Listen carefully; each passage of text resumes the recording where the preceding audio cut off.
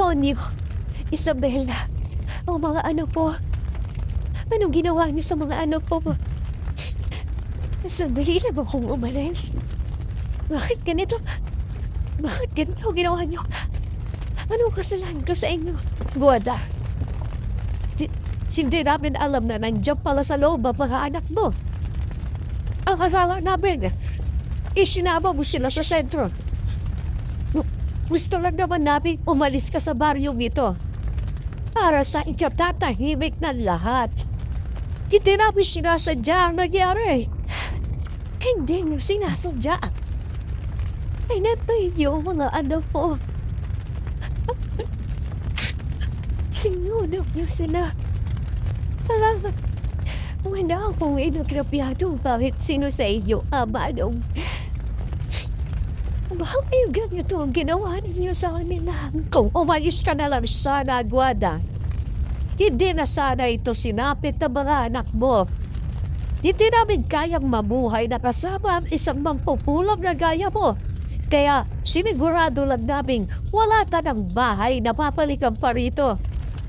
Hindi namin alam na natutulog pala sa loob ang pangalak mo. Hindi sapat ang dahilan niyo, Amanong.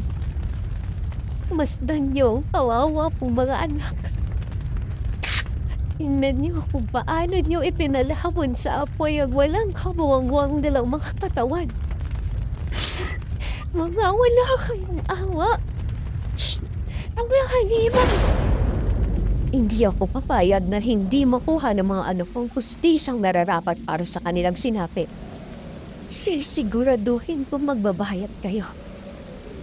Hanggang sa huli niyong mga hininga. Guada, anong ibig mo sabihin? Huwag mo na kituloy kung ano ba ang binabalak mo. Isinusumpa ko ang buong bahayong ito. Hindi na kailanman magiging normal pa. Bawat isa sa mga nakatira dito ay magiging tunay na halimak. At sa tuwing kakagat ang dilim, ang mga sikmura ninyo ay hindi titigil sa pagbalak. Maglalaway at magugutom kayo ng sobra. At walang normal na pagkain ng tao ang makakapagpaalis ng matinding gutom na ito. Isinusumpa ko yan. Kapalit ng sarili kong buhay. Guada! Huwag! Huwag mo gawin yan!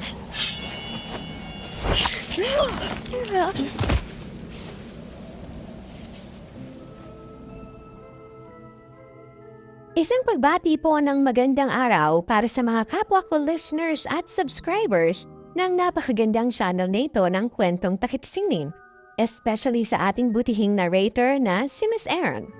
Please call me Raquel, may-ari ng isang maliit na coffee shop dito sa bandang Ortigas.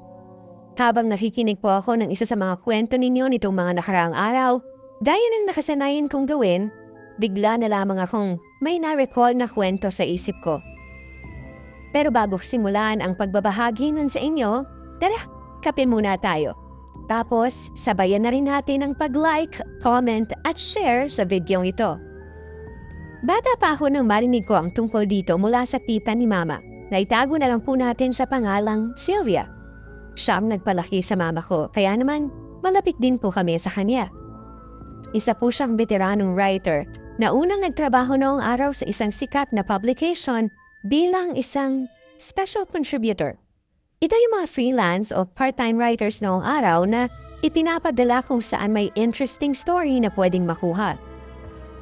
Dito niya dinanas ang matinding kababalaghan na siyang ikukwento ko po sa inyo ngayon. Ito po ay sarili niyang karanasan nang minsan ipadala siya sa isang liblib na baryo sa isang probinsyang hindi ko napapangalanan. Mga bandang late 70s to early 80s kung hindi ako nagkakamali.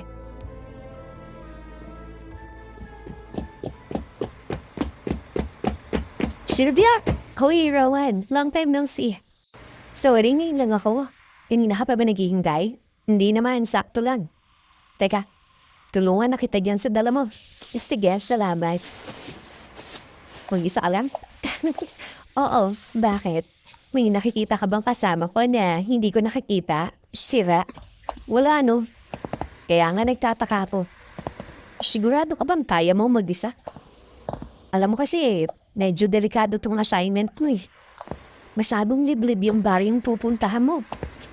Kababae mo pa namang tao. Kaya nga kita kinontak, diba? Para may kasama ako. Kung pwede nga lang mag-isa, hindi na kita habalahin pa eh. Alam ko namang busy ka na sa buhay probinsyano mo. Kaya ka nga nag-resign. Kaso wala naman akong alam dito sa lugar nyo. Yun na nga eh. Nakarating naman na siguro sa iyong bali-balita tungkol dun sa baryon yun, di ba? Hindi ka man lang ba natatakot? Aba kahit nga ang munisipyo dito sa lugar namin, nananahimik at hindi pinakikialaman ang baryong yun eh. Tapos ikaw, gusto mo mag-imbestiga doon ng mag-isa? Para lang may maisulat ka. Hay! Alam mo kasi, Rowan, isa yan sa dahilan kung bakit pinilit ko makuha ang assignment na to eh. Masyado kasing malala yung discrimination sa field na to. Para sa aming mga babae, ang tingin sa amin, may hina, duwag. At gusto kong patunayan, hindi totoo yun. Hindi lang kami pang beauty tips at recipe section, no? Ay, siya, sige, sabi mo eh. Halika na nga, maagabihin na tayo. Malayo pa yung sa amin eh.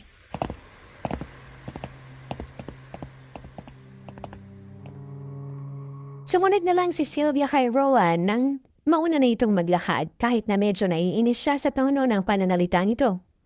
Pakiramdam niya, mababa ang tingin sa kanya ng dating katrabaho. Nang mga panahon yan daw kasi ay talagang male-dominated ang industriya ng media at journalism. Kaya naman talamak ang discrimination sa mga babae sa field na ito. Yun ang dahilan kaya matagal nang gustong-gusto ni Sylvia na makuha ang big break niya para patunayan ang kanyang sarili.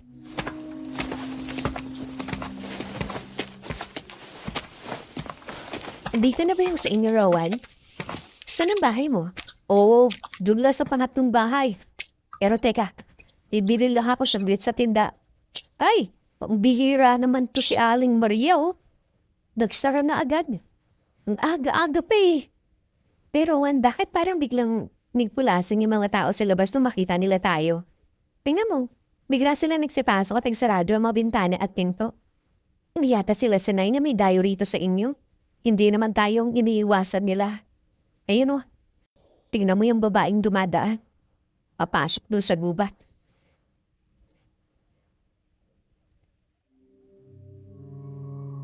Napalingon bigla si Sylvia doon sa babaeng ininuso ni Rowan. Nagulat siya nang mapansing nakatitig din ito sa kanila, partikular sa kanya. Kung nakamamatay nga lang ang pagtitig malamang, bumulugta na siya sa kanyang kinatatayuan.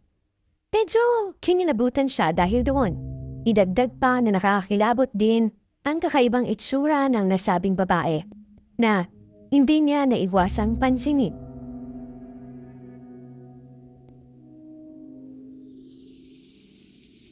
Pero Juan, bakit kingin ang itsura niya? Sa lubong ang kilay tapos ang haba ng tenga. Tapos parang ang gaspang ng balat. Makaliskis, parang ba na buhaya? Si Divina yan. Taga doon yan sa baryong tinatukoy sa assignment mo. Yan ang dahilan kung bakit kinatatakutan ng baryo nila. Halos lahat sila doon. Ganyan at itsure. Talaga? Oo. Pero mabait naman niyang si Divina. Ilang beses ko na rin siyang nakausap eh. Ewan ko nga lang doon sa ibang mga kababaryo niya. Si Divina lang kasi ang mahilig lumabas at makisalamuha sa ibang tao. Yung iba sa kanila, lumalabas lang kapag naghahanap sila ng pagkain. Ganun ba? Malapit lang ba dito yung baryong yun? Paglampas mo dyan sa gubat, may makikita ang arko doon. Tapos may makipot na daan papasok. Yun ang bukana ng baryo nila. Malapit na yun sa paanan ng bundok, kaya medyo masukal. Alam mo, Sylvia, dapat ihanda mo na ang sarili mo kung gusto mo talagang tumuloy. Ako na ang nagsasabi sa'yo. Hindi basta-basta ang baryong yan. Kahit ang mga lokal dito sa amin, umiiwas na pag-usapan man lang ng mga nakatira doon. Bakit naman? Bukod sa mga itsura nila, ano pa bang ibang dahilan para takutan niyo sila ng ganon? Ang bali-balita kasi rito, ang ninunuraw ng mga taga-baryong niya ay mga lahing maligno. Kaya nga raw ganyan ang itsura nila. Alam mo, sabi pa nga ng matatanda dito sa amin, noong araw daw, Maraming baboy ramo at iba pang mga hayop na matatagpuan dyan sa loob ng gubat. Pero buhat ng manirahan sila't magtayo ng sarili nilang baryo sa loob niya. Halos naubos na lahat. Ang sabi, kinakain daw nila o kaya ginagawang alay sa mga sinasamba nilang Diyos-Diyosan. Sabi naman kasi sa iyo delikado ang baryong yun eh. Tao, may nabalitaan ka na bang sinaktan nila, Rowan?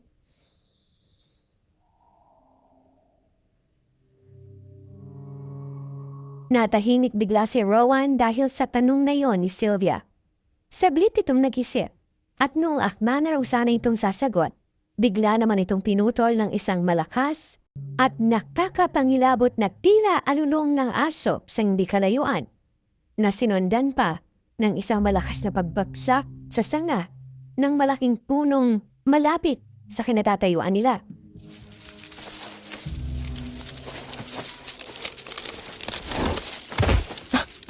Ano yan, Rowan? Parang may bumagsak yata dun sa may puno. Naku, dumidilim na pala. Alam mo, tara na muna sa bahay. Huwag na tayo dito magkwentuhan sa daan. Okay, sige. At teka, Rowan, bakit minahawakan niyo kamay po?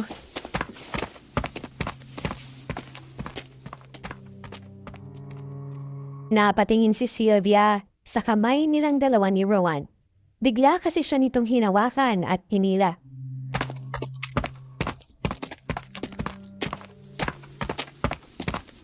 Bilis ang mag-gaan. At huwag na huwag kang lilingin sa likuran. Diniretso ka lang ng tingin. Kunwari, wala ka napansin. Oo, sige.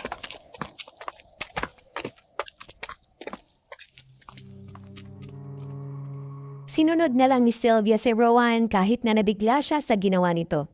Halata sa bilis ng paglalakad ng binata, ganon din sa higpit ng hawak nito sa kamay niya na balisa ito at nagmamadali ng makauwi.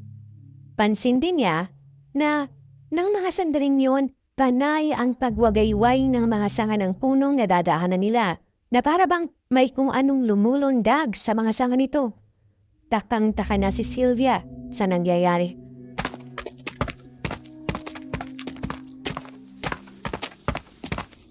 Rowan, parang may sumusunod yata sa atin. Nakikita ko kasi sila sa peripheral vision ko. Huwag mo sabi para si Vince. Diretso na kang tingin. Palapit na tayo. Bilisan mo. Sige.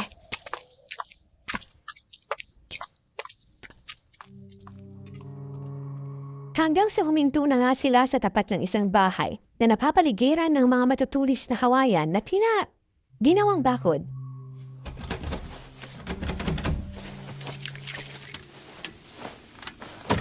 Nandito na tayo.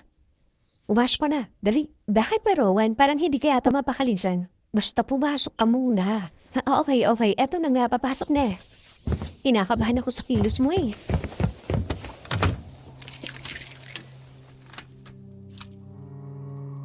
Pumasok na nga si Sylvia sa loob. Agad namang sumunod sa kanya si Rowan. Pagkatapos ay dali-dali din itong isinara ang pinto na akala mo may kung sinong magkatangkang pumasok doon. Ang ipinagtaka pa ni Sylvia ay nang mapansin niyang halos doble-doble ang taka ng pinto. Ganon din ang mga bintana nang inibot niya ang paningin sa paligid ng loob ng bahay.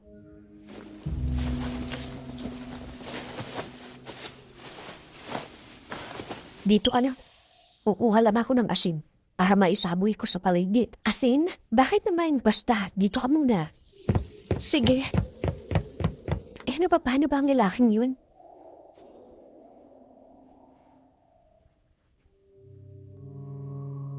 Ipinagpatuloy ni Sylvia ang paglilibot ng paningin niya sa loob ng bahay. Nagtataka siya ng mga sandaling yun pero ayaw naman niyang bombahin ang mga tanong si Rowan, lalo na at mukha nga itong balisa. Pinakalma na lang muna niya ang sarili kahit na ang totoo, natatakot at kinakabahan na siya sa kakaibang ikinikilos ng binata. Alam niya ang tungkol sa kababalaghan ang ipinunta niya dito sa lugar na ito, pero talagang nabigla siya. Dahil ang aga naman yatang pinagkatayo ng sitwasyon ang mga balahibo niya.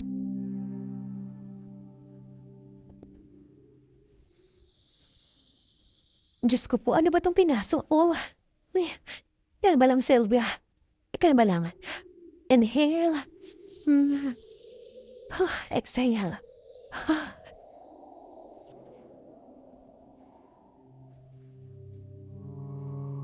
Pinakalma ni Sylvia ang sarili. Nakatulong naman na malinis at maaliwalas ang bahay. Yung mga dingding kasi nito halos gawa sa sawali at matitibay na materyales. Matitibay na kahoy din ang ginamit sa mga hanigi, habang ang bubong naman gawa sa nipa. Talagang tumatagos ang preskong hangin sa loob kahit pa walang bingkilador. Hindi pa raw kasi uso noon ang pagkakaroon ng kuryente sa baryo ni Rowan.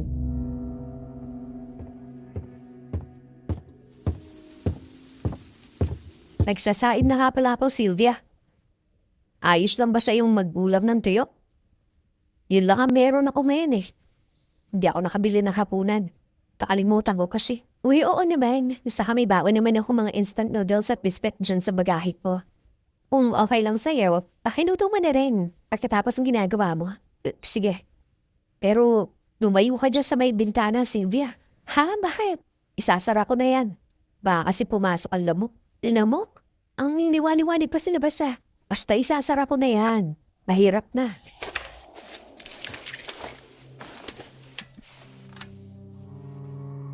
Nagmadaling inilak din ng maigi ni Rowan ang bintana sa likuran ni Sylvia na kanina'y nakaawang lang ng bahagya. Dahil doon ay naluto rin nagtaka si Sylvia.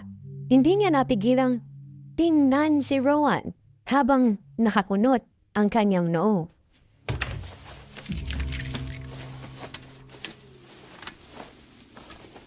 Ano man nangyayari sa'yo? Parang hindi mapadumi dyan yung ewan na masyadong maingay, Sylvia.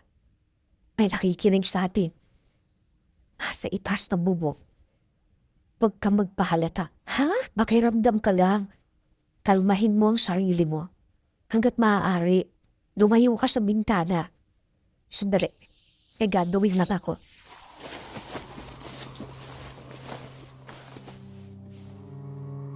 Litong-lito si Sylvia dahil sa inaakto ni Rowan ng mga sandaling yon. Bigla itong kumuha ng pandakot na gawa sa aluminum. Tapos, naglagay ito ng tuyong punot doon bago yun bilodburan ng pinikpik na insenso. Saka nilagyan ng baga galing dun sa kalang de kahoy mula sa kusina. Tapos ay nagpausok ito sa may salas. Nang kumalat ang usok hanggang sa palibot ng bahay, gulat na gulat naman siya nang makarinig ng mga yabag na parabang tumatakbo palayo.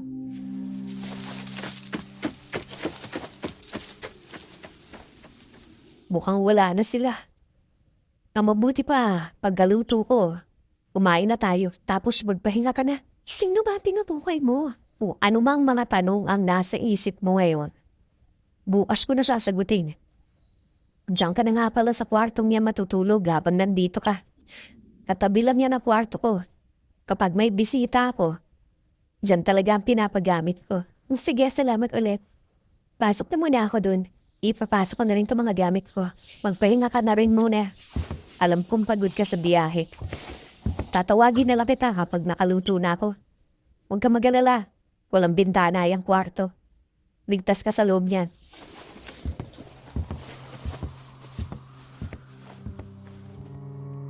Pagkatapos noon, pinalukuran na siya ni Rowan. Kaya naman pumasok na nga sa kwarto si Sylvia. Sa totoo lang, may ideya na siya noon tungkol sa nangyayari pero pinili niya na munang manahimik gaya ng gusto ni Rowan. Hindi na muna siya magtatanong. Base sa reaksyon ng mga kapitbahay, mukhang delikado nga ang kung anumang iniiwasan nila. Kung sila nga na tagaron mismo ay nag-iingat, siya pa kayang dayo lang. Nagising si Sylvia sa malakas na tilaok ng manok sa labas. Bumangon agad siya nang maalalang nasa ibang bahay nga pala siya. Paglabas niya ng kwarto, inabutan niyang nagkakati si Rowan sa may sanas habang may binabasa ito.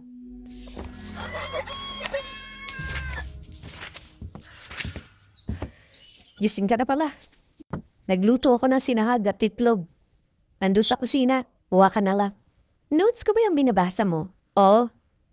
Gigisingin na dapat kasi kita kanina. Pero nakita kong naakalat tong mga papel na to sa papad. Kaya hindi ko napigilang basahin. Paatulugan mo yata ang pagsusulat kagabi. Oo nga hindi ko na rin kasi napigilan. Alam mo na, sumipa agad yung mga ideya sa utak ko sabi mo rito sa notes mo, balak mo na agad na magpunta sa baryo ni na Divina. Sigurado ka ba talaga rito, Sylvia? Oo, iyon naman talaga ang bala ko noong una pa lang, di ba? Hindi mo naman kailangan pasukin pa mismo ang baryong yun. Pwedeng ako na lang ang magbigay sa'yo ng impormasyong magagamit mo para sa ginagawa mong trabaho. Bakit ba parang pinipigilan mo ko, Rowan?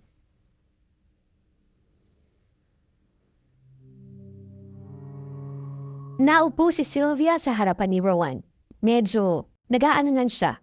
Pero marami talaga siyang gustong itanong dito tungkol sa mga nangyari. Pagdating pa lang nila kahapon, ibinaling naman agad ng binata ang tingin nito sa kanya. Tapos, bigla itong bumuntong hininga. Ramdam ni Sylvia ang tensyon sa pagitan nilang dalawa. Parang may gustong isiwalat sa kanya si Rowan pero hindi agad ito masabi ng direkta.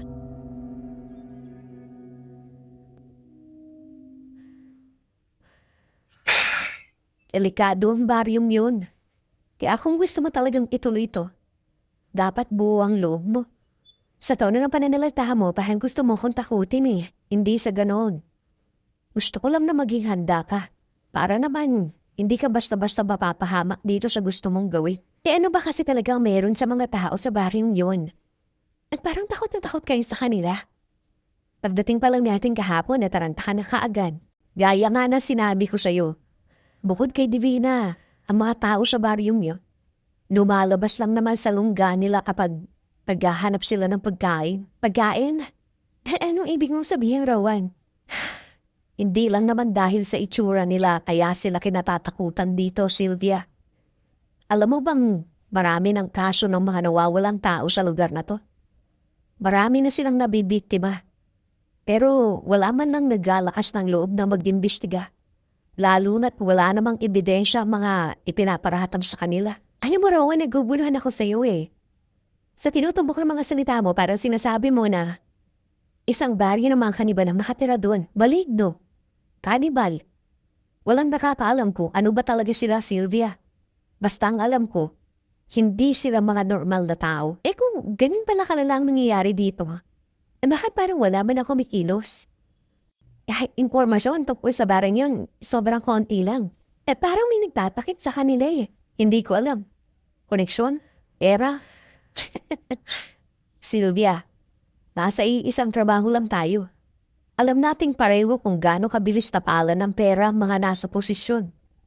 Dapat nga, hindi ka na nagumulak dun Ginagawa pa ng dahilan niya ng mga nasa taas para puwersahin ang mga tao rito na umalis na sa lugar na to at sa iba na lang manirahan. Para maamkam nila ang mga lupa rito. Bakit umuwi ka pa rito, Rowan? Maganda naman ang buhay mo sa Maynila, di ba? Ha? Wala.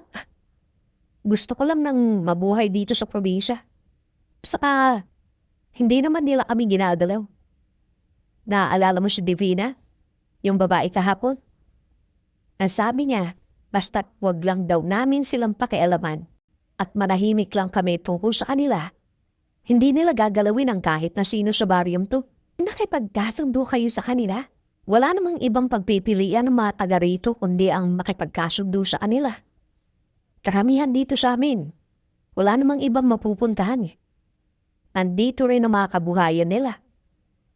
Kaya nga kung gusto mo ituloy pa rin ang pag-iimbestiga tungkol sa baryong nyo, gawin mo na yun ang tahimik. Dapat walang makalab na kaya ka nagpunta rito ay para ibunyag ang sikreto ng liblib na baryong yun. Kung ayaw mo mapahama. Bakit ka tumayo? May pupuntahan nga pala ako saglit. Babalik din ako agad. Dito ka lang Kung pwede, huwag ka na lang lalabas. Lalo't hindi ka pa naman kilala ng mga tao rito.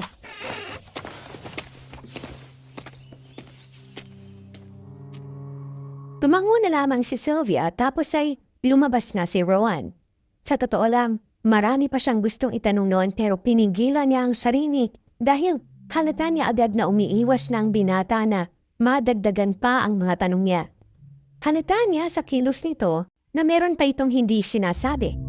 Ilang taon din silang naging makatrabaho ni Rowan at sa totoo lang, Matagal na itong hinahangaan ni Sylvia, kaya halos kilalang kilala niya ito. Mga bandang 10:00 ng tanghali, nung makarinig si Sylvia ng mga katok. Nakaupo siya nun sa may salas at nagsusulat. Bukas naman ang bintana sa likuran niya pero hindi niya napansing may dumaan doon.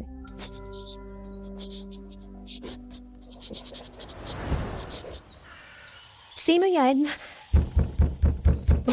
Sino ba yun? Bakit ayaw sumagot?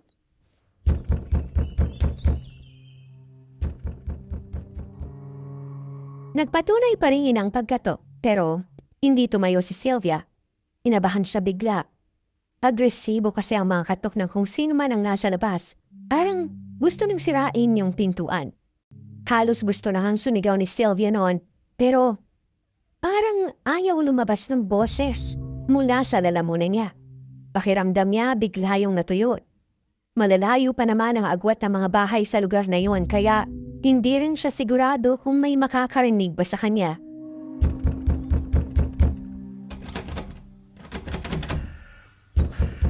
Diyos ko, sino ba kasing nasa labas? Rowan, nandyan ka ba, Rowan? Wala ho si Rowan dito. Bumalik na ng ho kayo mamaya. May pinuntahan lang ho siya saglit.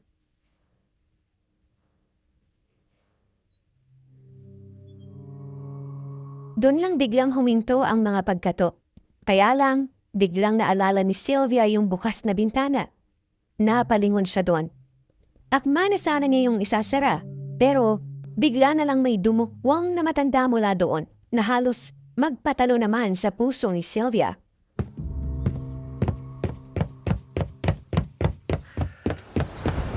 Ay, Diyos ko, nasaan ba si Rowan? Kanina ko pa siya hinahanap. Sino ho ba kayo? Wala na ho si Rowan dito.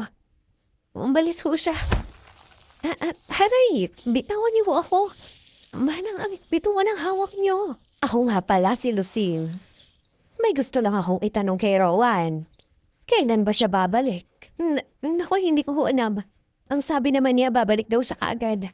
Balik na lang ho ulit kayo mamaya.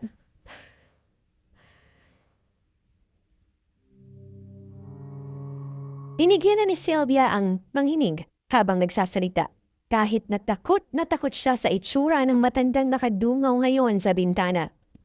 Napakapangit ng itsura nito. Malaki ang bibig, malalaki ang mga mata, pati na rin ang butas ng ilong.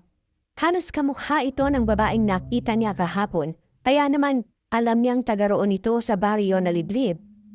Buti na lang kahit papaano ay parang kumalma naman ito matapos nitong hindi makita si Rowan sa loob ng bahay.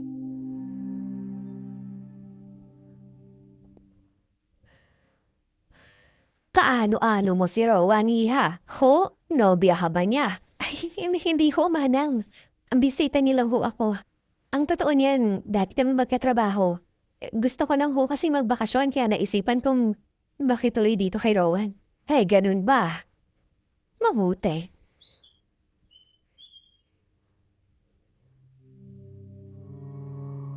Halos tumayo ang mga balahibo ni Sylvia nang makita niyang bigla na lang umisi ang matanda. Hirap na siyang itago noon ang takot na nararamdaman niya ng mga sandaling yon.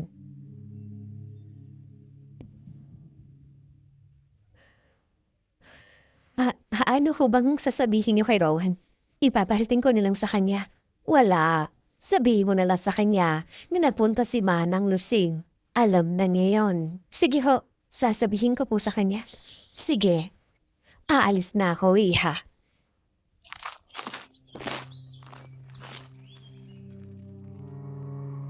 Doon pa lamang binitiwan ni Manang Lusing ang braso ni Sylvia. Gusto niyang dumaing noon nang makita niyang bumakas ang kamay ng matanda sa balat niya dahil sa higpit ng pagkakahawak to. Pero hindi na lang siya nagsalita pa. Pinanaw na lang niya ang matanda nang maglakad ito palayo. Nakita niya pang sinalubong ito ng isang lalaking mukhang mas matanda rito na nakita niyang matalindi ng paraan ng pagting sa kanya. Napalunok na lang si Sylvia, lalo na nang nakita niyang bigla na lang nawala sa pwesto nila ang dalawa at sa isang iglap ay nasa malayo na agad ang mga ito.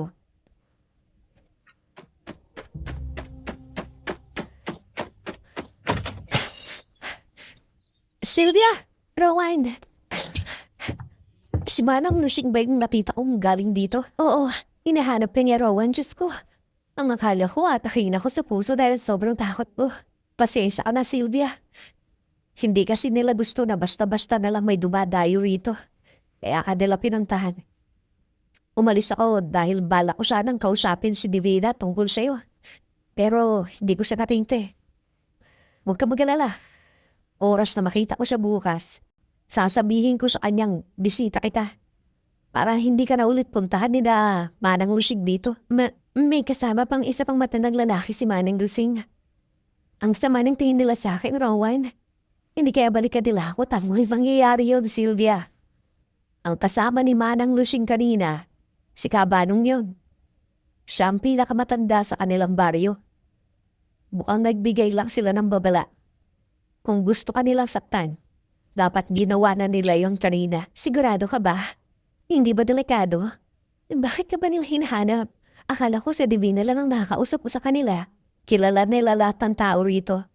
Hinahanap lang nila ako. Dahil siguro gusto nila akong kausapin tungkol sa'yo. Siguro, inalap nila kung talaga bang bisita kita o pwede ka nilang isama sa baryo nila. Inaalam nila kung pwede nila akong kainin. Ha? Sabi mo, lumalabas lang sila kapag naghahanap sila ng pagkain, di ba? Simula nang dumating ako kahapon, minamatigan na nila tayo. Rowan, ligtas pa ba tayo dito? Bakit? Gusto mo na bang umuwi?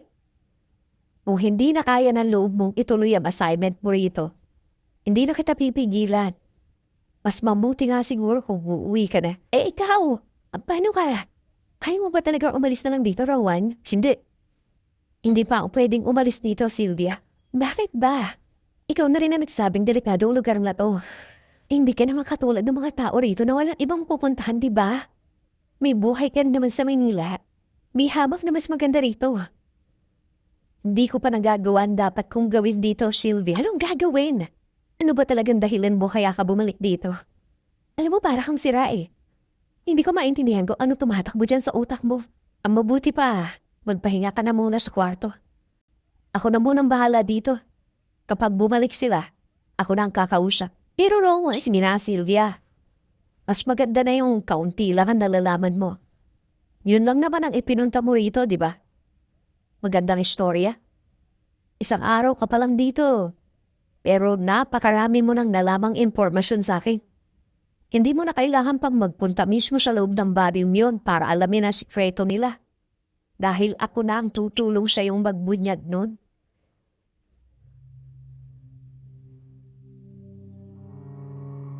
Pagkatapos ng pag-uusap nilang yon, hindi na muna lumabas ng kwarto niya si Sylvia. Ipinagpatuloy niya ang ginagawa niyang pagsusulat tungkol sa liblib na baryong yon sa likod ng gubat, pati na rin sa mga nilalang na nakatira dito. Sigurado siyang maraming kakagat sa kwentong isinusulat niya noon dahil noong mga panahong yon ay yun talaga ang patok sa mga mambabasa, mga kababalaghan, lalo na yung mga galing sa tunay na buhay. Bandang hapon na nang magdesisyon siyang lumabas ng kwarto. Pero pagbukas pa lang niya ng pintuan, gulat na gulat siya nang makarinig siya ng tila pagtatalo na nagmumula sa likod bahay.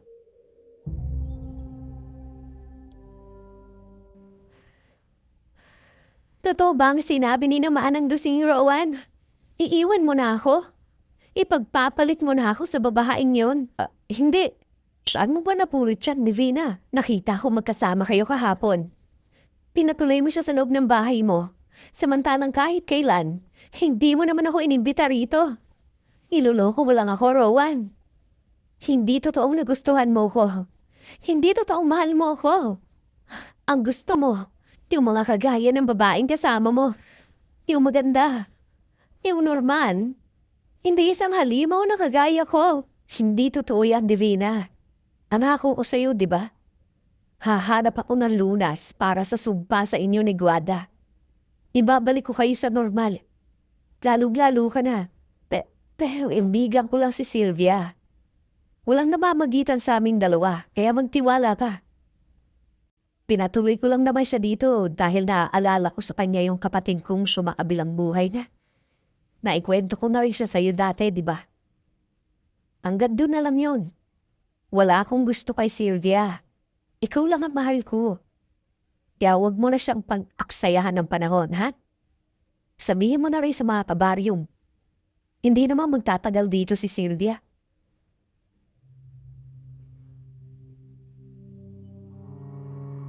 Talagang nanlaki ang mata ni Sylvia sa mga narinig sa usapan yon ni Rowan at nang kausap nitong si Divina.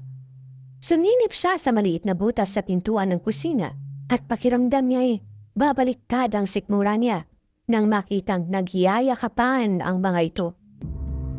Dahil doon, dali-dali siyang bumalik sa kwarto. Pagkatapos, pinagliligpit niya ang mga gamit niya. Isininig niya ng isinilid sa bag.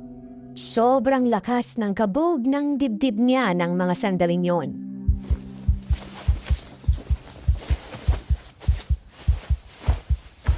Saan ka pupunta?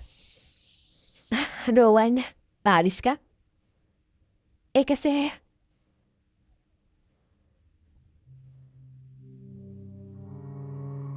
Hindi niya alam ang sasabihin kay Rowan ng mga sandaling yon. Hindi na kasi siya sigurado kung kakampi pa ba niya ang binata o hindi na. Sino ba naman kasing makinong tao ang makikipagrelasyon sa isang halimaw?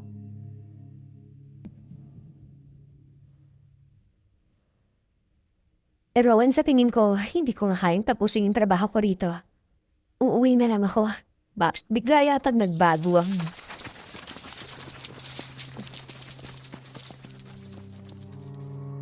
Pero, bago pa man matapos ni Rowan ang sasabihin, naputol yon nang makarinig sila ng mga tumatakbong yabag sa labas ng bahay. Biglang nanlaki ang mata ni Rowan, tapos agad itong lumabas ng kwarto at sumilip sa maliit na siwang ng bintana.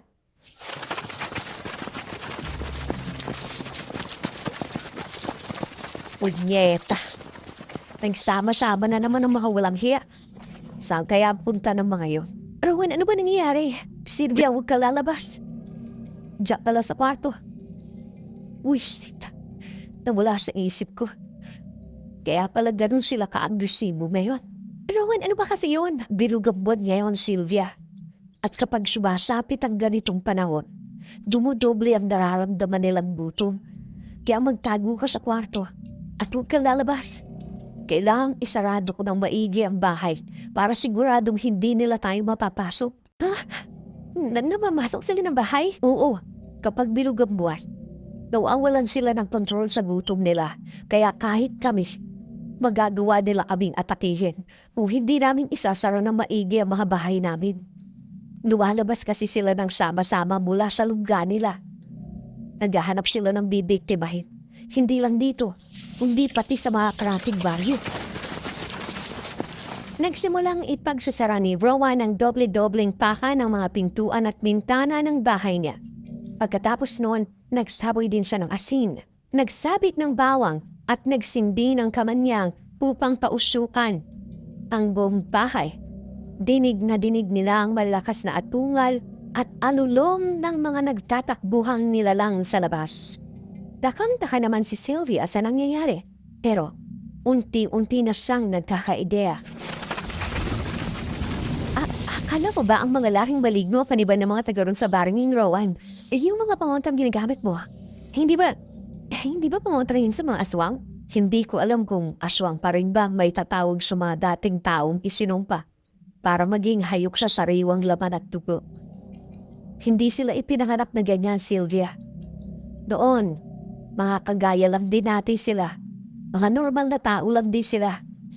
Bago sila isinumpa ng magkukulam na sigwada na siyang unang nanirahan sa pwesto ng baryong niyo. Ano? Doon na ikinuwento ni Rowan kay Sylvia ang tunay na kasaysayan ng baryong yon. Isang mabait na mangkukulam daw ang unang nanirahan doon. Sigwada.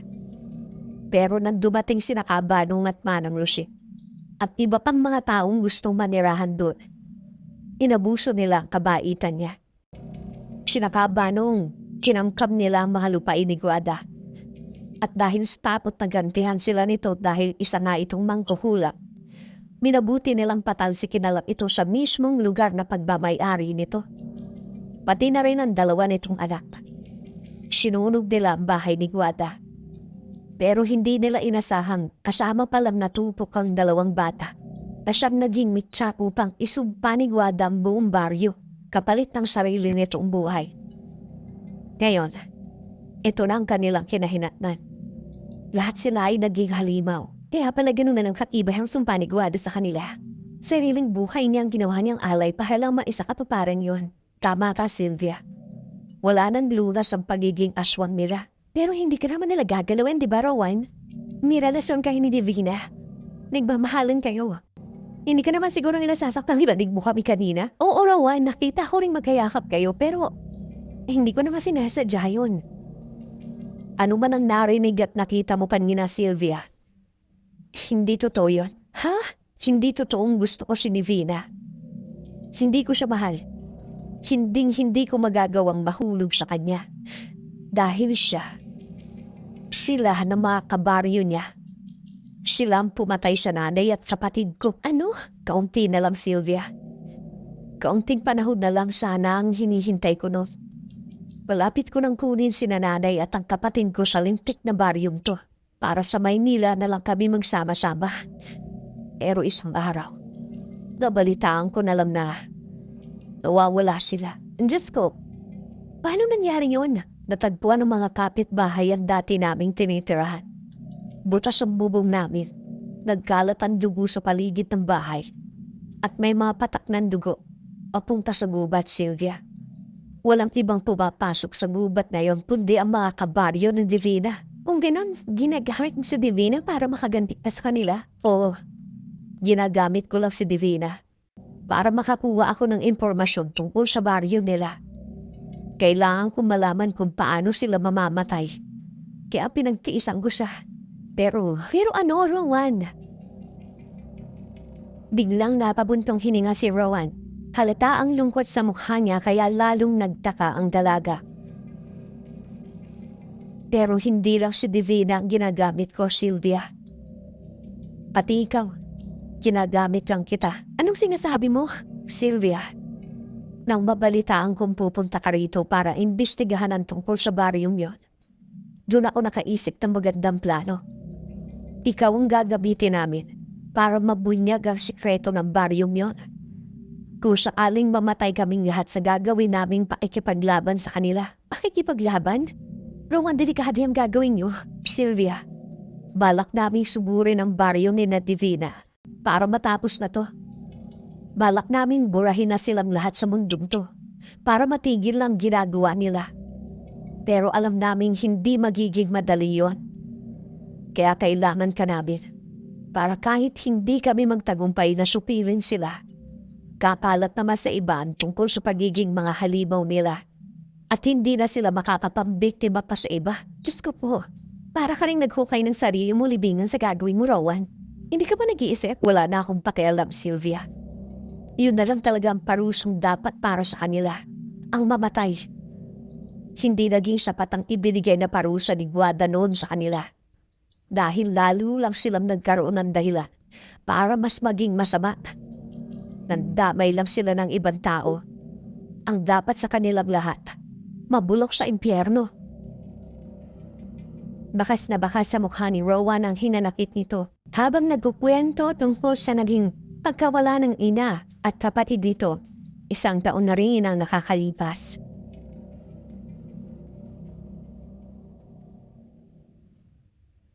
Ngayong alam mo na ang totoo, anong desisyon mo, Sylvia? Payag ka bang tulungan kami? Hindi mo na kailangan itanong yan. Mukhang hindi na rin naman ako makakaalis sa baryong to kung hindi ako makipagtulungan sa inyo. Sana lang, Rowan, walang masakang kahit sino man sa atin. Maraming salamat, Sylvia. Malaking bagay ang para sa amin. Pero paano tayo magsisimula? Anong plano nyo?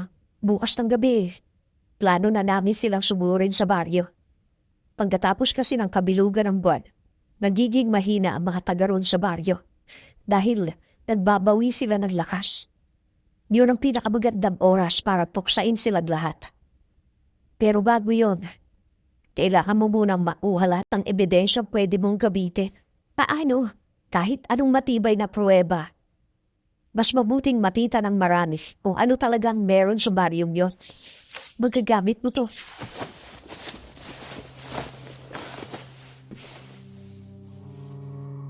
Biglang inabutan ni Rowan ng isang lumang camera si Sylvia na matagal na rin niyang itinatago at inihintay na magamit.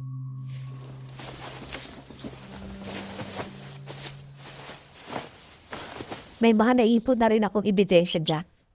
Mga nauwa kong litrato ni na Divina habang mumanata at kumakain ng laman loob. Meron din mga litrato na lumulundag sila sa puno.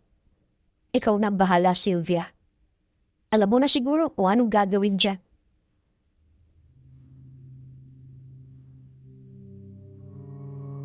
Tahimik ang sumunod na sandali. Lumapit si Sylvia kay Rowan at pareho silang naupo sa sinya. Ramdam ni Sylvia ang bigat ng dinadala ni Rowan. Namumugto ang mata, bakas ang puyat at tagod. Ilang minuto pa lang lumilipas, bigla silang napatigil sa usapan dahil may narinig na naman sila sa labas.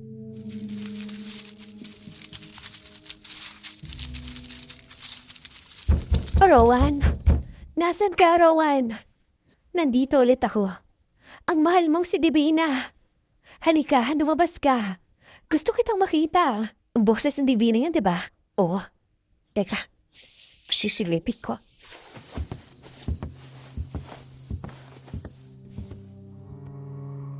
Sumilip si Rowan sa maliit na siwang ng bintana. Ginaya ring ito ni Sylvia.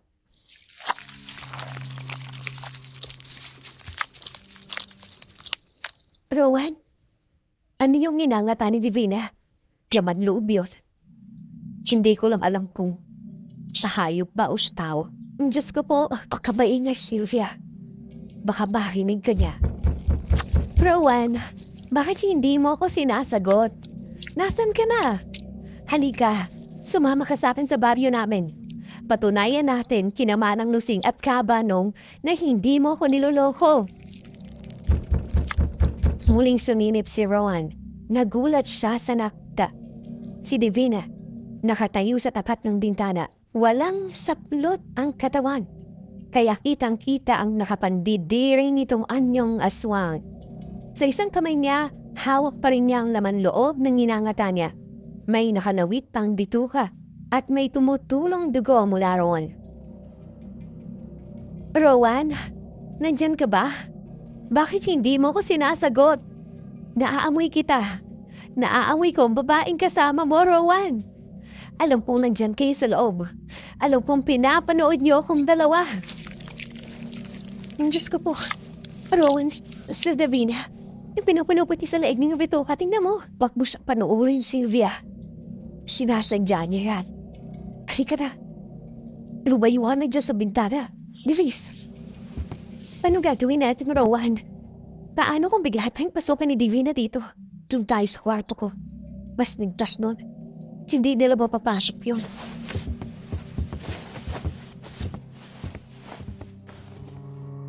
Nang gabing yon, hinintay na lang nila na humupa na ang mga alulong at tunog ng nagtatakbuhang yabag sa labas ng bahay. Hanggang sa hindi nila namalayang nakatulog na pala sila sa kwarto mismo ni Rowan, kung saan nakatago ang napakarami pala nitong pangontra sa aswang. Gaya na lang ng buntot pagi, palaspas at kung ano-ano pa. Doon din nalaman ni Sylvia na may itinatago palang baril si Rowan na mukhang plano nitong gamitin kinabukasan.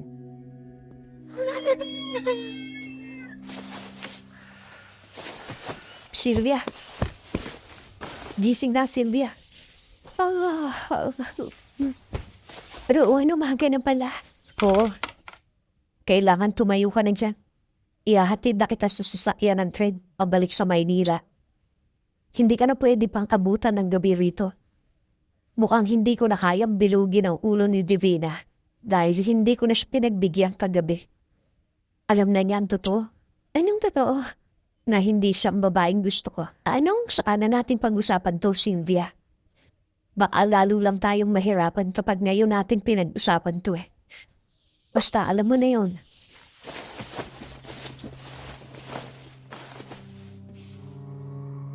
Nag-inig biglang pisngi ni Sylvia, hindi lang dahil sa sinabi ni Rowan, kundi dahil na rin sa paraan ng pagtitig nito sa kanya. Kulang na lang ay isigaw na nito na siya naman talaga ang totoong gusto nito. Pero hindi nito ginawa. Ganoon pa man, hindi naman manhid at mahina ang isip ni Sylvia para hindi maintindihan kung ano ba talaga ang gusto nitong iparating sa kanya. Nasa sakayan ng tren sina Rowan at Sylvia kasama ang ilang kababaihan, matatanda at mga batang taga-baryo. Lahat sila ay may dalang maliit na bagahe. Halos walang laman kundi lumang damit, konting pagkain. Nagpasya ang mga taga-baryo na puro ang mga kalalakihan lang ang maiiwan para sugurin ang baryo ni na Divina.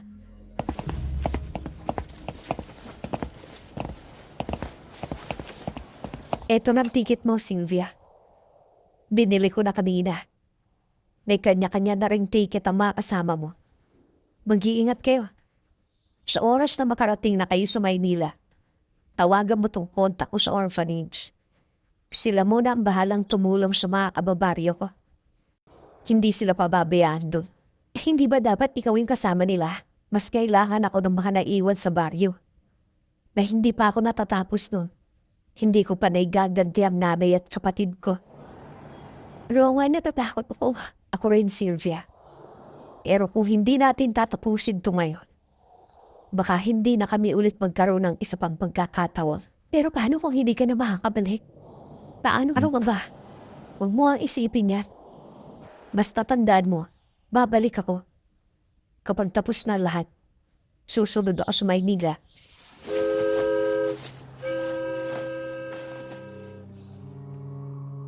Sumakay na sina Sylvia nang dumating ang tren. Umarap muna siya kay Rowan mula sa bintana, pagkatapos ay kumaway. Umaway din si Rowan, pero kita pa rin ang bigat sa mukha nito. Alam niya ng mga sandaling yun na hindi sigurado kung magkikita pa ba sila ulit, pero umaasa siya. Pagkatapos ng halos isang araw na biyahe, pagdating sa Maynila ay agad na inutukan ni Sylvia ang pagsusulat ng kwento niya tungkol doon sa baryong yon ng mga aswang. Hindi na siya nagpalipas pa ng araw. Ikinuwento niya doon ang lahat ng nakita, narinig at naranasan niya. Halos inumaga na nga siya sa harap ng typewriter matapos niya lang yun. Pagkatapos, agad niya itong ipinasa sa editor niya sa publication. Pagkatapos ay naghintay lang siya ng tawag para sa susunod na step tungkol sa kwento niya. Pero ilang araw lang ang nakalipas, halos pagsakluban siya ng langit at lupa dahil sa naging sagot ng kanyang boss.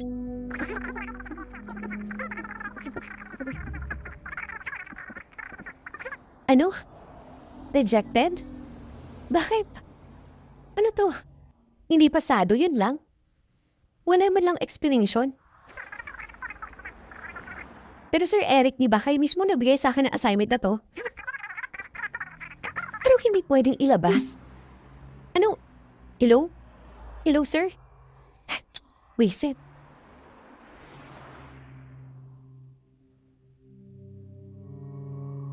Pero binabaan na ng kausap niya si Sylvia. Sinubukan niya ulit kausapin ang mga ito kung bakit na-reject ang kwento niya. Pero hindi na nila siya sinasagot. Ayaw nang makipag-usap sa kanya ng staff ng publication.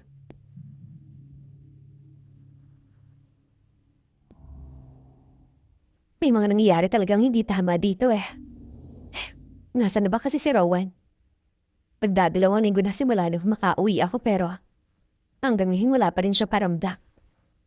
Ayos lang kaya siya? Diyos ko, sana naman wala pa nangyaring masama sa kanila.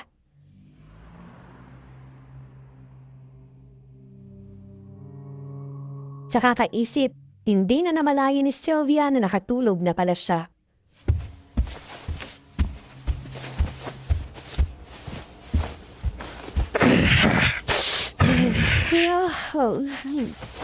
Ate May, kunin mo naman tong aso mo. Dito pa umangangil sa kwarto. Natutulog pa yung tao eh. Siya. So, Ate May, hampos mo marolan. Napabalikwas ng bangon si Sylvia nang marinig niya ang bulong na yon sa ulunan ng Tinihigan niya at halos manlaki ang mata niya nang makita niya doon si Divina. Nakaupo habang nakasampa sa silya.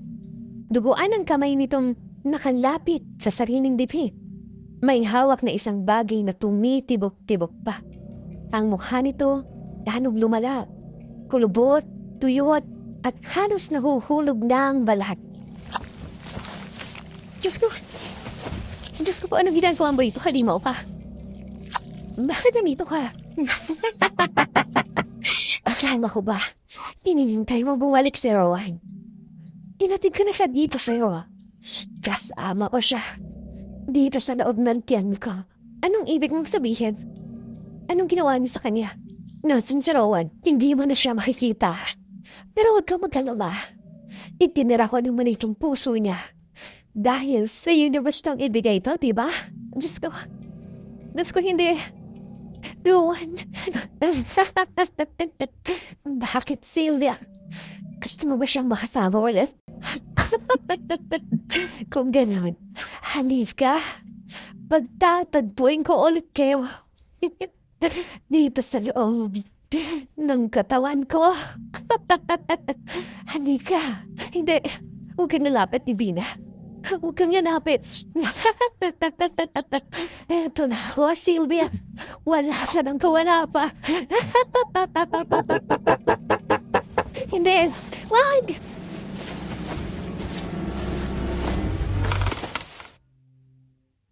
Bigla na lang napabalikwas ng bangon si Sylvia. Nagising siya mula sa masamang bangungot na yun.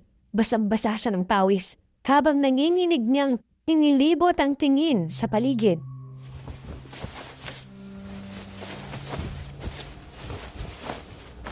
Sylvia, nararagibig ka. Rowan? Rowan, ikaw ba yan? Ako nga to. Shh! Tahan na. Panaginip lang yun. Diyos ko. Buong akala ko wala ka na. Hindi totoo yun. Eto po, buhay na buhay sa harap mo. Diba, sabi ko naman sa'yo, babalik ako. Paano ka nakapasok dito sa kwarto ko? Pinapasok ako nung kasama mo sa bahay. Natandaan niyang katrabaho mo ako dati. Pero, nasa salas pa lang kami. Narinig ko na sumisigaw ka. Kaya ako maripas na agad ako dito sa kwarto mo.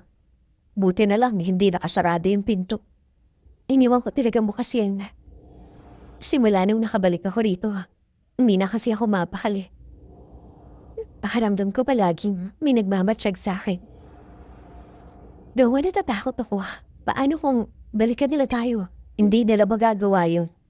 Alam nilang kapag nagpunta sila dito sa Maynila, siguradong ipapahamak lang nila ang sarili nila. Hindi sila aalis sa lugar nila hanggat doon sila ligtas.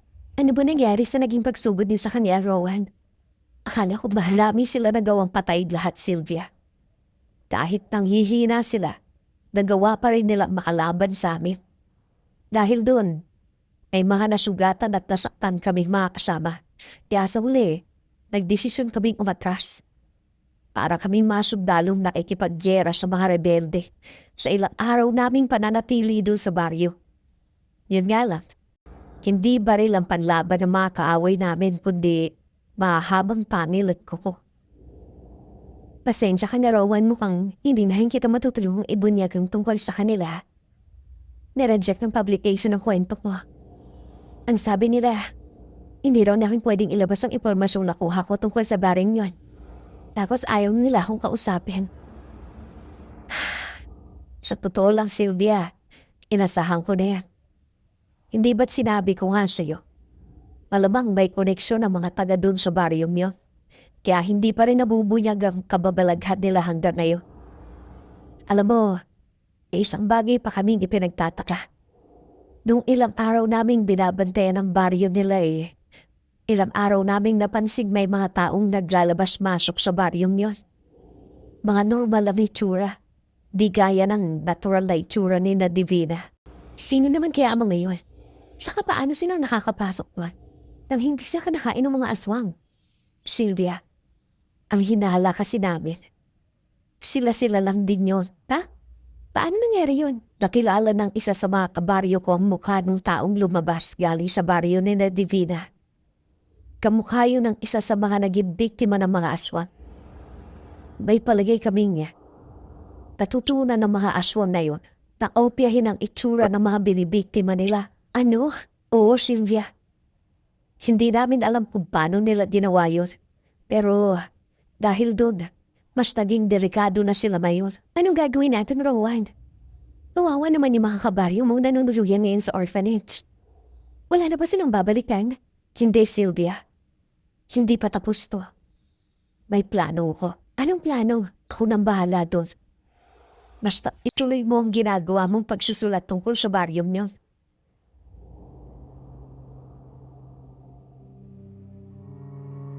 Sinunod niya ni Sylvia si Rowan. Itinagpatuloy niya ang pagsusulat ng kwento tungkol sa baryong yon ng mga aswang kahit pa hindi siya sigurado kung ano ba ang balak ni Rowan doon. Basta sinunod na lang niya ang lahat ng bilin nito hanggang sa natapos na nga niya yun.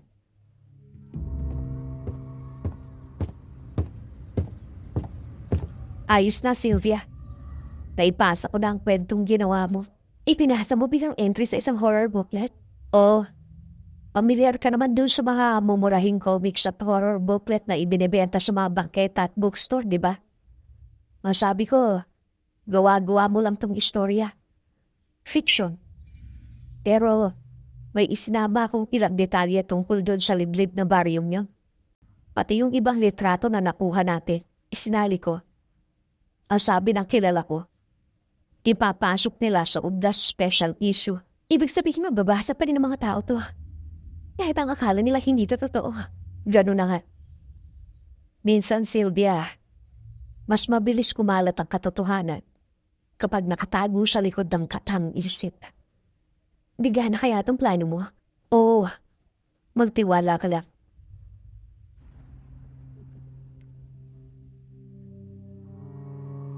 Hindi nagtagal, lumabas na nga sa market ang booklet kung saan nandoon ang kwentong isinulat ni Sylvia tungkol sa nasabing baryo. Nang mga panahong yon, usong-uso raw kasi ang mga ganong klaseng babasahin. Kaya naman hindi nga nagkamali si Rowan at kumalat agad ang kwentong yon na bagamat nakamarket niya bilang fiction, ay nagbukas pa rin ng curiosity ng marami dahil na rin sa mga specific na detalye tungkol doon sa lugar kung saan yon nangyari.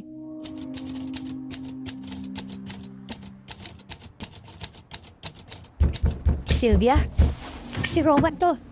Buksan mong pinto, dali.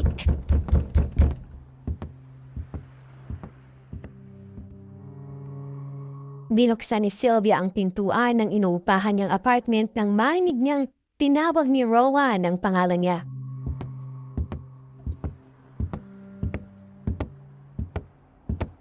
O Rowan, gabi na. Napadalaw ka pa. May magandang balita ako sa'yo. Ano yun? Parang ang saya-saya mo eh. Masaya talaga ako. Nagpadala ng sulat sa akin si Bantaning, yung asawa ni Aling Maria. Ibinalita niya sa akin na nagsialisan na raw ang mga aswang sa baryo nila doon sa likod ng gubat. Sa wakas, tahimik na ulit ang baryo namin sa probinsya. Talaga? Hindi nakakatawa naman. Buti naman na tumalis na sila. Saan daw nagpunta yung mga kabady ni Divina? Ewan, walang nakakaalam. Ang bali-balita, naghiwa-hiwalay daw sila ng landas para hindi na sila maaagaw pa ng atensyon. Masyado silang nabulabog nung kumalat ang mga hata-hatang mga aswang na silang nakatira doon. Dahil doon sa kwento mo. Kaya nga kahit ang mga nasa posisyon, gumawa na ng paraan para humupa ang balita. Para lang maontra nila yung kumakalat na isyu tungkol sa mga aswang. Ipinakalat na lang nila na pinamumugaran daw ng mga sindikato yung lugar na yun. Kaya kinatatakutan. Ibig sabihin talaga may koneksyon ng mga baring yun sa kung sino mang nasa posisyon. Hindi ko masasagot yan. Wala tayong matibay na ebidensya. Pero malaki ang tsansang ganun na ang nangyari. Pero alam mo, wag na lang muna nating intindihin yung gano. Ang mahalaga, makakabalik na ba kababaryo ko sa probinsya? Makakapamuhay na sila ng maayos nun. Isa pa, naibigay ko na rin ang hustisya para sa nanay at kapatid ko. Paano yan, Rowan? Ngayong okay na ang lahat. Ibig sabihin yan, uuwi ka na rin sa probinsya? Oh, bakit naman bigla malungkot ang mukha mo dyan? Aha? Ay, hindi ah. Asus. Huwag mo nang itago. Alam kong nalulungkot ka. So, uuwi ka nga ulit doon. Depende. Depende saan. Depende sa'yo. Sa akin? Ano bang sinasabi mo dyan? Depende kung pipigilan mo ko. Rowan, Sylvia, isang sabi mo lang na huwag akong umalis. Pagbibigyan kita agad. Kung ayaw mo akong umuwi, dito na lang ako titira para malapit ako sa'yo. Pero Rowan, ano ba Sylvia? Alam naman nating pareho na gusto natin ang isa't isa, di ba? Baka naman pwedeng huwag na tayong dumaan sa ligawan. Sagutin mo na lang ako agad. Tapos araw-araw kitang susuyuin. Hanggang sa pumanda tayong dalawa.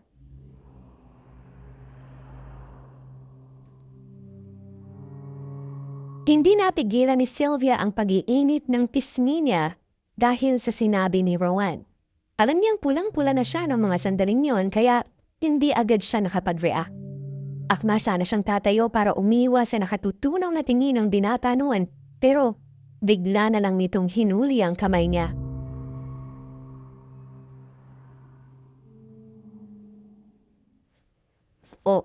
Iiwas ka na naman. Kakainis ka, alam mo yon? Sa tuwing kakausapin kita tungkol dito, lagi ka na lang umiiwas. Ikaw kasi, hindi ko kasi alam kung seryoso ka ba o nabubola ka lang. Nabubola? Ikaw? Bakit mo naman gagawin sa iyo? Alam ko kaya kung gaano ka kagaling mambola ng babae, no? Kahit nung magkatrabaho pa tayo. Alam ko kung gaano ka katinik sa babae. Kaya nga nagwa mo bulahin si Divina, di ba? Si Divina? Bakit mo naman kinukumpara ang sarili mo doon, Sylvia? Ang laki-laki ng pagkakaiba yung dalawa, no? Aswang siya, tao ka. Masama siya, mabuti ka. Kaya hindi ka dapat binobola. Seryoso ka ba talaga dyan sa mga sinasabi mo? Oo nga, sabi eh.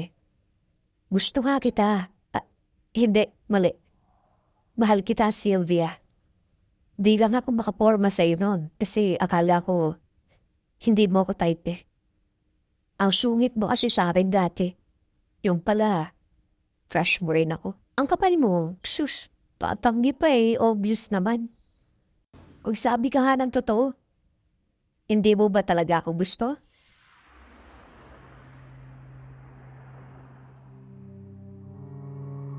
Doon na hindi nakasagwat si Sylvia.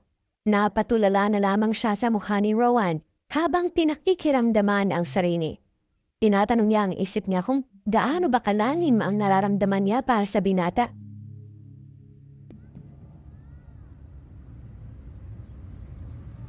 Ano na? Hindi ka na nakasagot dyan. Inakabahan naman ako sa'yo. Ay, napaka-impatient naman ito. Oo na nga. Anong oo na? Oo na. Sinasagot na kita. Ay na. Talaga? Bakit parang ikaw naman ngayon na nabigla dyan? Kanina lang nakusakas ng loob mo kulitin ako hindi nga. Seryoso ba? Oo nga kasi. Sinasagot na kita, Rowan. Yes!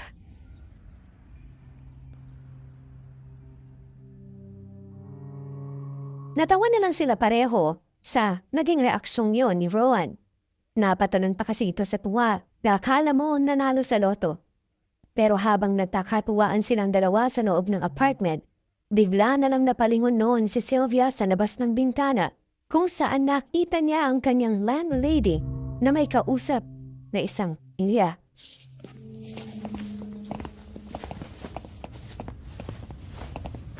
Maraming salamat ho, Aling Rowena.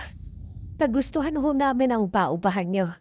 Tahimik, maaliwalas, tago. Tama-tama ho sa amin ito ng asawa at nag-iisang apo kong dalaga. Babalik na lang ho kami. Siya nga ho, Aling Rowena. Sabihin niyo na lang ho kami kapag nakaalis na itong umuupa sa inyo. Babalik kami para tingnan ulit ang bahay. Tutuloy na ho kami.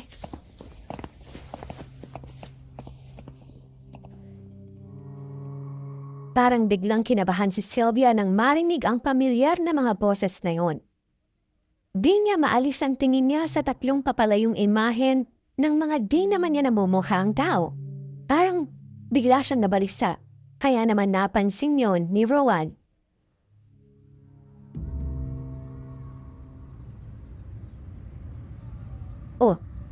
Na paano ka naman?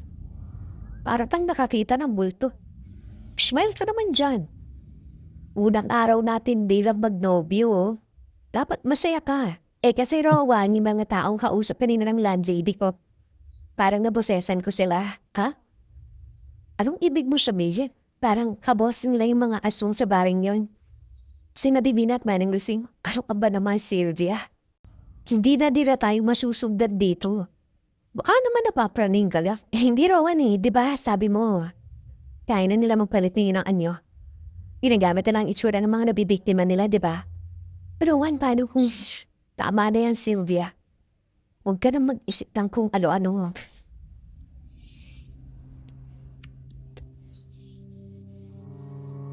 Niyakap ni Rowan si Sylvia para pakalmahin ito.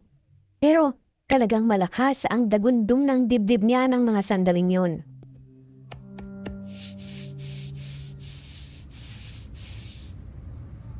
Natatakot pa rin ako, Rowan.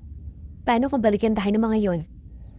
Paano kung ayaw pa rin talaga nila tayong patahimikin? Huwag mo silang isipin. Hindi ko hahayaang mapahamak ka. Isa pa, aalis ka na rin naman dito sa apartment na to, di ba? Alam mo, may nahanap na akong pwede mong lipatan pansamantali. Tabi ng chapel yun. Kaya siguradong safe ka. Isa pa, matao sa lugar na yon. Kung saaling totoo man ang hinala mong nasugdad nga tayo na Divina dito. Hindi naman siguro sila magtatangkang i-expose ang sarili nila para lang gantihan ka, diba? Pero Rowan, hindi ka pa rin kampante. Kung gusto mo, sasabahan kita. Basta't huwag ka lang matakot. Hindi naman kita pababayaan eh.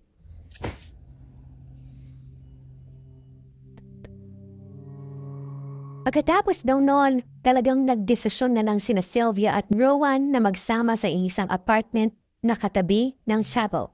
Pero napagkasunduan nilang habang hindi pa sila kasal, hindi pa sila magsasama sa isang kwarto. Bukod doon, kasama rin nila sa bahay ang pinsan ni Sylvia na dating ka-share din niya sa inalisan niyang apartment. Noong una raw, pakiramdam ni Sylvia, palagi pa rin may mga nagmamatsyag sa kanila. Kaya naman, kinailangan pa nilang lumapit sa isang albularyo para humingi ng pangontra at orasyon laban sa aswang.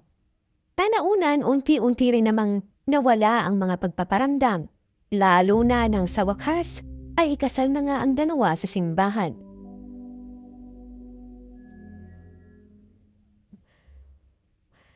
Siguro naman, hindi ka na matatakot sa aswang dahil simula ngayon, tatabi mo na ako matutulog. Baliw ka talaga. Baliw sa'yo. Ay, ewan ko sa'yo, Rowan. Inasal lang tayo, naging corny ka na. Bahala ka nga dyan, matutulog na ako. Matutulog? Teka, unang gabi natin ngayon bilang mag-asawa. Tutulugan mo lang ako? Kasi Rowan, natatakot kasi ako. Saan na naman? Paano kung mabuntis ako? Ano naman? Di maganda.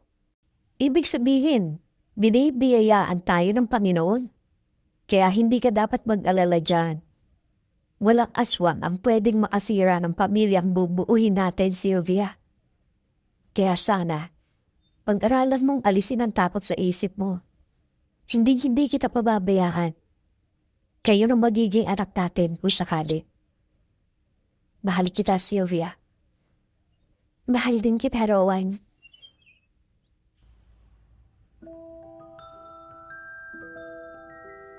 Matapos ang lahat ng iyon, hindi na rin daw nagparamdam pa ang mga aswang kina Sylvia at Rowan. Nabuhay sila ng maayos at payapa. Nagkaroon sila ng isang anak lang pero marami silang kinupkup at inalaga ang iba pang mga bata. At kabilang na nga doon, mama ko.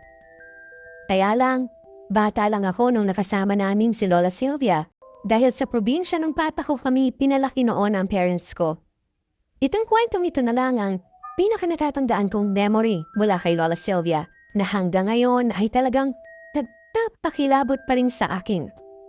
Alam niyo ba, kapwa ko listeners, until now kasi ay panaisipan pa rin sa akin kung up until these days ay nag-e-exist pa rin ang mga kabaryo ni Divina o hindi na. Kasi nga, sabi, Nagtiwa-hiwalay daw sila at nagdesisyong manirahan sa iba't ibang lugar. Minsan tuloy, napapaisip ako, paano kung hindi natin alam na ang ibang nakakasalumuhan natin, mga aswang na pala? Anyway, sana po ay nagustuhan ninyo ang kwentong ito na ibinahagi ko sa inyo. Ako rin, nag-enjoy ako habang kinukwento ito pero may isip na akong nakatuwang tanong na naisip. Paano pala kung itong kwentong ito sa present day na nangyari? Viral na siguro ang kwentong ito ngayon, ano? At madali na sanang ibunyag ang sikreto ng liblib na baryo. Sa ngayon ay dito ko na po muna tatapusin ang kwento kong ito. Muli, ako nga po pala si Raquel. Maraming salamat po sa lahat ng nakinig at